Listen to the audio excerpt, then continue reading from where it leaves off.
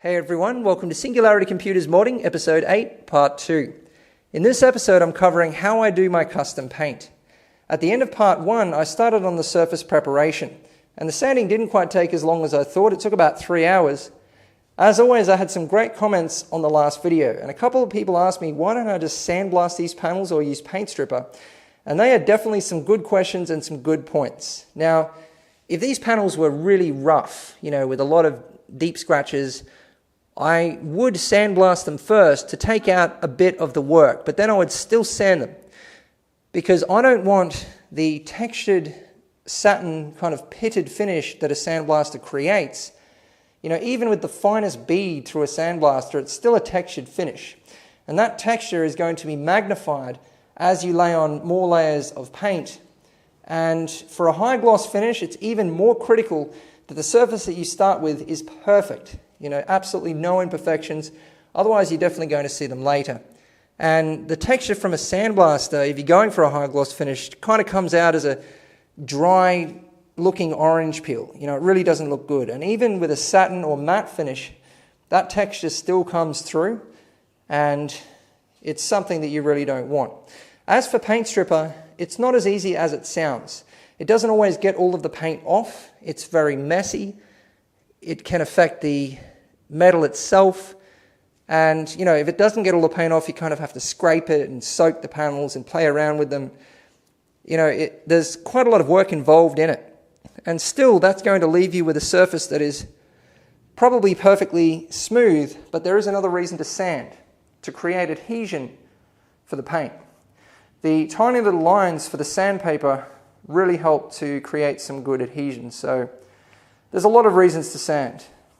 Now that I've finished all of the sanding, it's time to wash the panels ready for custom paint. This is the first step of cleaning up the panels ready for paint. And you need to wash them with soapy water. The soap you use is quite important. It just needs to be a plain soap. It can't be one of those car washing soaps that has wax in it or something. That causes big problems. So make sure it's just a plain soap. Use quite a lot of soap in the water, and use a microfiber cloth to wipe down the panels. Make sure that you don't miss any of the surface. Everything needs to be wiped because the oils from your hands are going to stick to the panels very well. So they need to be scrubbed off with soapy water. And once you've scrubbed all of the panels, you then need to wash off the soap. You don't want to let the soap dry on the surface. This could cause problems as well. So you just need to wash them down with fresh, clean water. From the moment you start washing down the panels with soapy water, you need to be wearing gloves, and you can't touch the panels again after that unless you are wearing gloves. You need to be very strict about this. Even if you walk past one of the panels and accidentally rub up against it with bare skin, you need to go back and wash that panel again. Sometimes it's very tempting. You don't have gloves on and you want to take a look at something and you touch one of the panels and then you forget where you touched it. Well, it is extremely likely that you're going to have some of the worst problems that you can possibly have with paint if you do that, if you don't clean the panels properly, which is fry-ups, cracking, peeling, the paint not sticking. It all comes from there being oils on the surface, and most of those oils come from your hands. So do not touch the panels without gloves once you've started the cleaning process. And so far, we've only completed step 1.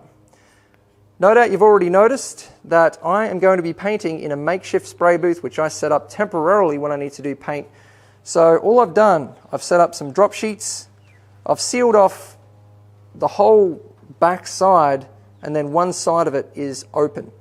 So I've just used a ladder on each side, very makeshift, and some aluminium angle across the top.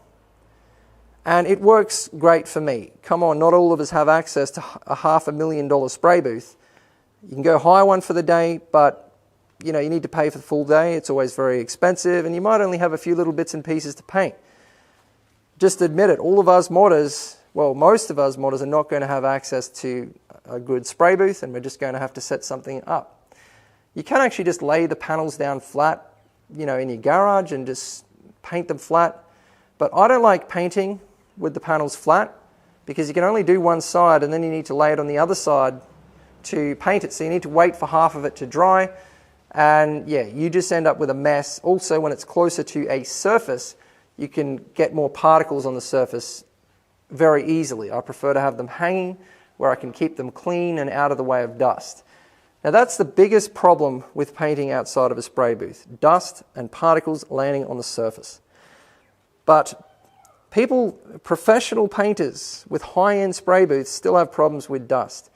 I actually just had a custom paint job on a K-Slabs THW10 redone because there was too many dust particles on the surface, and it was done by a professional painter in a high-end spray booth.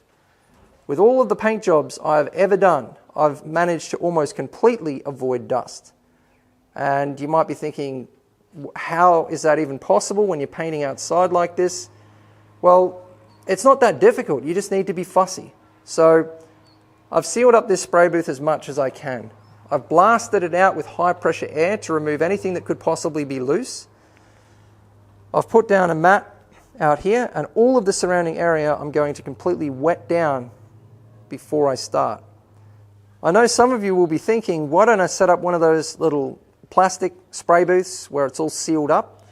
Well, yeah, in theory it's a good way of avoiding dust, but you can only use a spray booth like that if you're using spray cans. If you're painting properly with a compressor and a spray gun, you're moving a lot more air. There's going to be a lot more paint in the air, and within no time, with a spray booth that's almost completely sealed up like that, there's going to be so much paint in the air that you're not even going to be able to see, and it's going to be landing back on the surface of the paint job dry, and it's just going to make a mess. So the next step after washing the panels down with soapy water is hanging the panels, obviously. You're hanging them out to dry, and you're also hanging them ready to paint.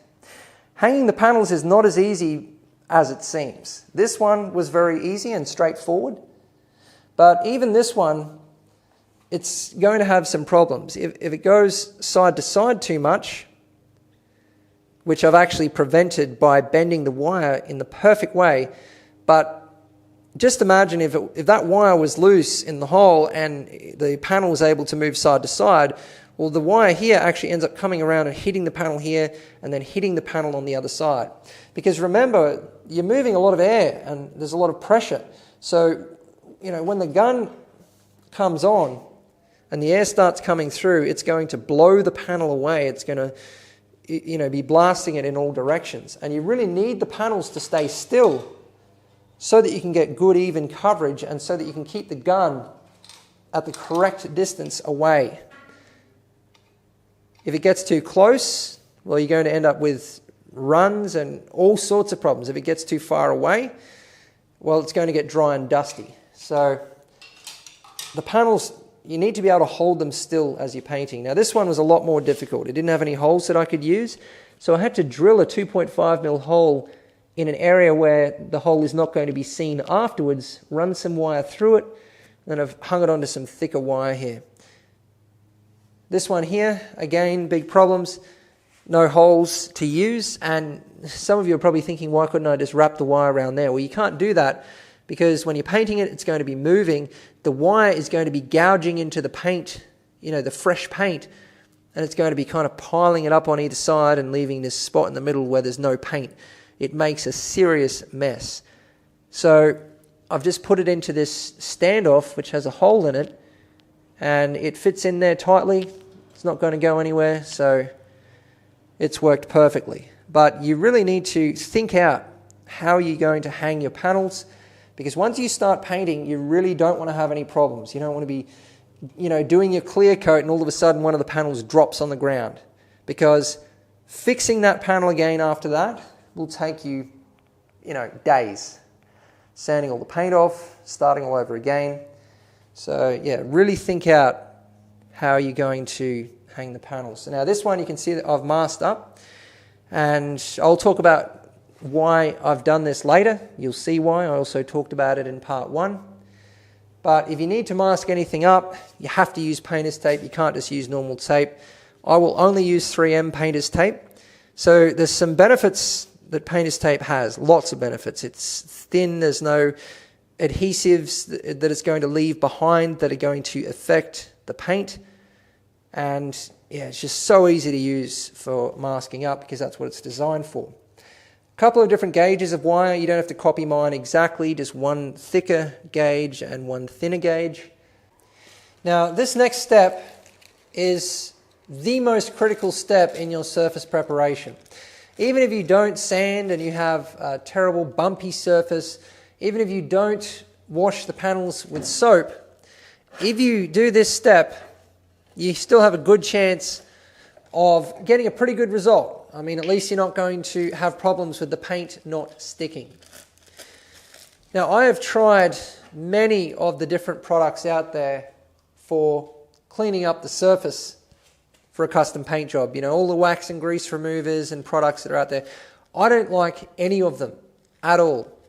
What I use is just quite simply methylated spirits. It's cheap, it's easy to come by wherever you are in the world, and it works so good because it removes all of the oils and then it just evaporates. Every now and then, on plastics in particular, you might have a problem with it, you know, melting the plastic a little bit or maybe stripping a little bit of paint, but it never causes major problems. Now, you need to use a high-quality microfiber cloth for this, and I keep mine in a zip-top bag to prevent it from getting any dust or particles on it.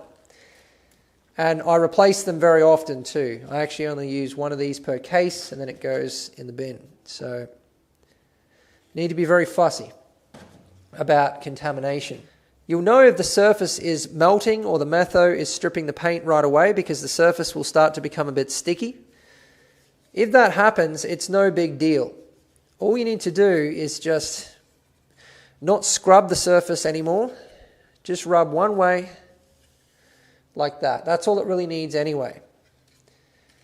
And then you're not going to have any problems. But if you scrub and the surface gets sticky, you could end up putting lines on the surface and then you need to go back and sand again.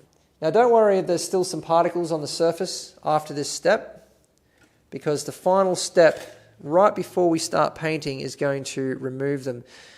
Now I've just noticed a little slice on the surface of the plastic here. Could be from the wire. Somebody might have come past this and knocked it.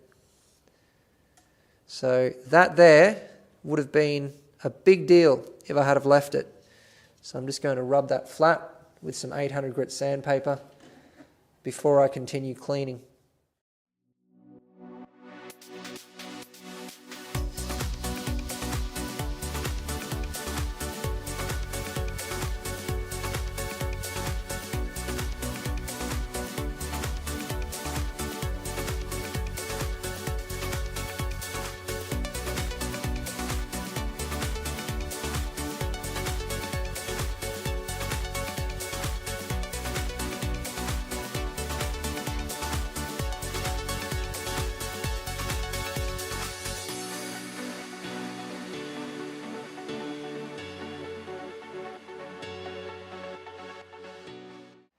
The final step of surface preparation is to blast off the panels with high pressure air. Some people like to use what's called a tack rag, which picks up small particles, dust, hair, whatever it might be, and helps to remove them. But I find, 80 to 120 psi of air pressure from the compressor is going to remove anything you can imagine. So it's very effective. This is the final step before painting.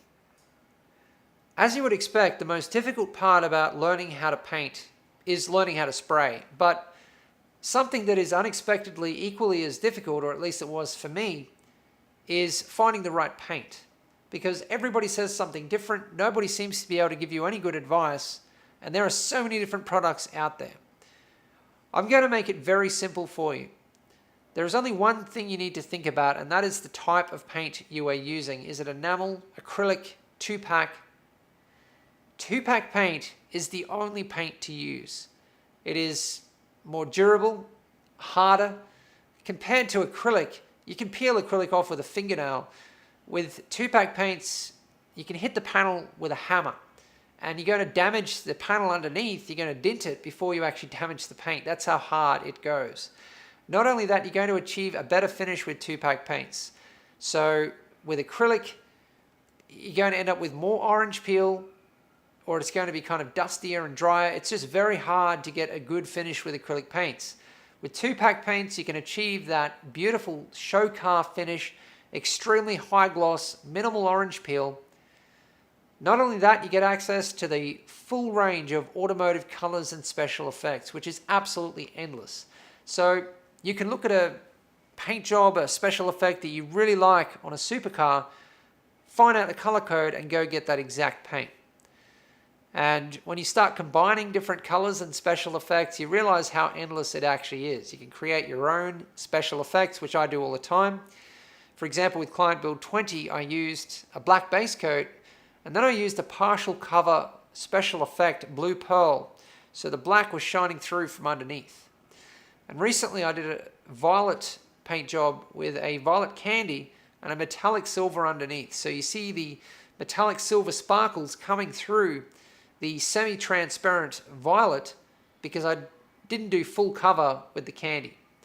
I mean, it's pretty hard to do full cover with candy because it is semi-transparent, it's a dye.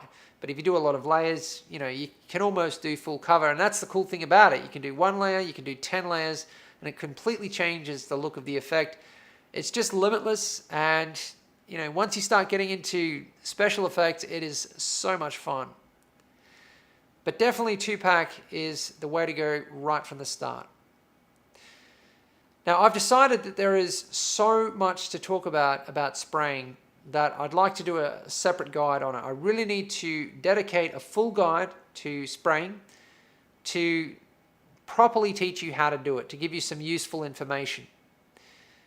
Because it depends on the gun you have. I need to talk about air pressure, air volume, air and paint mixture, the mixture of the different products you are using, how thin it is, how far you need to be away from the surface, how fast you need to move the gun, how much paint you can build up, what it means if it's dry and dusty, what it means if you're getting runs. The weather affects it. It is absolutely endless. So I'm going to do another separate guide on just how to spray. But just to get you started, until then, I do not recommend purchasing an entry-level gun. I've seen people get great results with entry-level guns, cheap guns, but it's going to be a lot easier with a nice gun. When I moved from an entry-level gun to a high-end gun, it is just so much easier to get a good result now. And my painting improved overnight. And now I kind of used to worry every time I painted that was I going to get it right? Because if you don't, I can tell you now, it is very, very time consuming and costly if you make a mistake. It is horrible. It is so much easier to, paint something. For example, with this case, it only has the original powder coat. It's easy to spray straight over that. But if you spray on a bad paint job with runs, or it's really dusty, lots of orange peel, you have to sand that entire paint job flat. That's a huge amount of work, plus you waste all of the product. So definitely do a whole lot of practice pieces when you first start. But yeah, the gun is, as a beginner, most people wouldn't actually say this. They wouldn't say it's about the gun. But for me, it is definitely about the gun. It makes a huge difference. And the DeVolbis gun that I have here is just a beautiful gun. So you can see all of the adjustments here. There are 4. We have air pressure, which I'm adjusting right now, air volume, which I was adjusting just before that, and then up the top, the other 2 adjustments is air to paint mixture and the size of the fan, the width. So there's a lot to consider. Spraying is not as easy as it looks. So what I've done with this paint job, first of all, I laid down the primer, which is white, then a white base coat, and then the actual pearl, which is not going to be full cover. The white base coat shines through from underneath. It is a white pearl, but there are other colors mixed in with any pearl to create the contrast, to create the actual effect.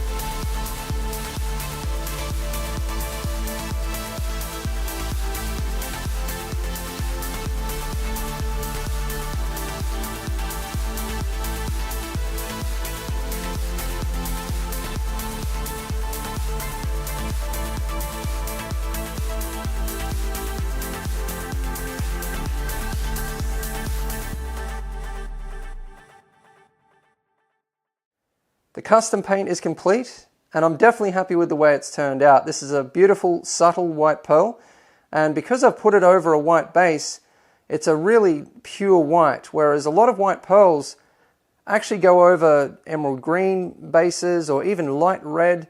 They use a lot of different colors under white pearls, and they still look white, but from certain angles, they'll actually look whatever color the base is. So whether it's a greeny gray or a very light red, but I much prefer this pure white look. And also the finish has turned out really nicely. It's an extremely high gloss mirror finish. So it's a very good result. The panels have had 48 hours of dry time, which is more than enough, so I can now start reassembling the case. You need to make sure that the panels are definitely fully cured before you start reassembling the case, because reassembling the case puts a lot of pressure on the paint job. And you'll see why shortly. I mean, you need to be very careful when you're reassembling the case. As you can imagine, you know, reinstalling all the rivets and everything, it's going to put a lot of pressure on the paint job. Now, I just wanted to take this opportunity to quickly talk about orange peel, because there seems to be a lot of confusion about orange peel in the comments. Now, orange peel is naturally occurring on every single paint job. If it's sprayed, it's going to have orange peel no matter what. It doesn't matter how good the painter is, how good the paint is, there is still going to be some level of orange peel. It is just naturally occurring. So you might have already noticed it here. This is a very normal, well actually it's a good amount of orange peel to have on a paint job. This is about as good as you are going to get it. Now, if I used a blend thinner, and I mean, there's a lot of things that you could do to get it a little bit flatter than this. I could lay the panels flat to spray them, so which means I could lay on a lot more clear without it running. I could, use a blend thinner, a different type of thinner. I could get it to this point, cut it completely flat, so get rid of all of the orange peel with 2000 and then 2500 grit sandpaper, and then do what's called flow coating, put a really thin coat of clear over it. So you thin the clear coat right out so it's really runny, in which case you're going to have to be very careful that you don't lay too much on, because it's going to run like nothing else. But that's the whole point. You put on a very, very thin coat and it comes up almost without orange peel. But here we go. I know a lot of you are not going to be believing me about orange peel, and I've had a few discussions with people about it so far. This panel was done by a professional painter in a spray booth, and not just any professional painter. Somebody that I spent a lot of time, looking at his work. Somebody who does a lot of special effects, paints cars every day. Really expensive, nice custom cars. He's a very good painter. Now, you can obviously see the orange peel on this panel. And not only that, this panel has been flow coated. So it's been cut flat and it's been sprayed with a thin coat of clear, like I was just saying. Now, if I flow coated a panel like that, it would actually be dead flat, because I would put a lot more time into cutting it flat. So that is one way to get it really flat. The other way is just to lay heaps of coats of clear on it and then sand it flat and buff it. And you will not see this done on many cars. I mean, some detailers, some people might have their car detailed and actually properly cut flat, but it's very expensive and time consuming.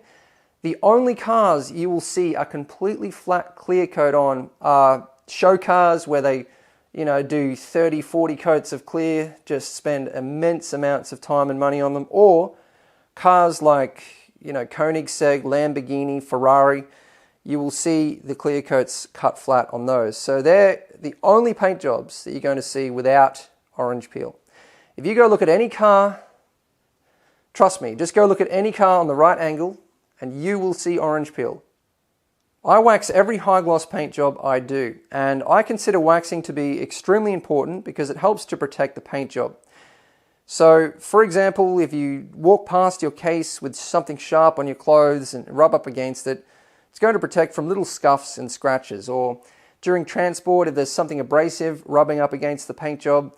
It's not going to do a whole lot, but it will improve the situation for things like this. But the thing it's best for, high gloss paint jobs are a real fingerprint magnet. And fingerprints are really quite hard to wipe off a paint job that hasn't been waxed. But if it's been waxed, it is so easy to wipe off the fingerprints. Just one quick wipe with a microfiber cloth. Now, it doesn't matter what wax brand you use, as long as it has a high percentage of natural wax. And I think the highest percentages from memory are around 50, something like that. Surprisingly low. But the higher it is, the better it's going to work to a certain extent. So for anyone who doesn't know how to wax, you need a high quality microfiber cloth, which what I mean by that is there are some cheap microfiber cloths and you notice the cheap ones straight away because they're shiny, they're full of nylon. Also, if the weave is not fine enough, the weave needs to be very, very fine and the cloth needs to be really soft, not shiny at all. So you just put a fair bit of wax on the cloth. Just make sure you don't get chunks of it on there. You wipe down a panel, the entire surface, then you wait a couple of minutes until it dries and you come back and you polish it off. Now, I do that when all of the panels are separate, disassembled like they are now. And then after I've assembled the case, it's going to have finger marks all over it. It's going to be a little bit of a mess. So then I use something like this, which is a wax spray. So it's a very low percentage natural wax, but it's thin enough to be a spray. I also give this to my customers to clean the cases down the track, even to get dust off them or whatever. It's far better than using some sort of cleaning agent because every time you use it, it's going to apply just a little bit more wax. So it's absolutely ideal.